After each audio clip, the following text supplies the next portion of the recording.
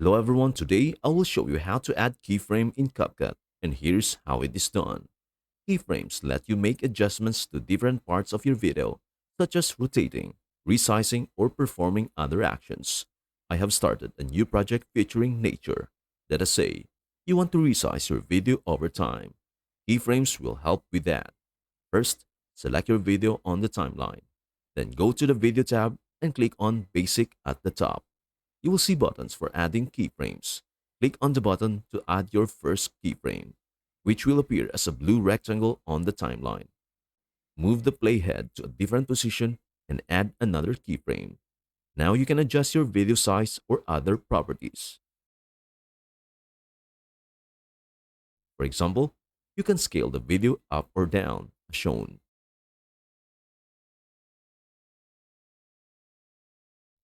Before the keyframe, there is no change. After the keyframe, the video will gradually resize. Once you move past the keyframe, the changes will stop. You can also add more actions, like rotating the video, by adding additional keyframes.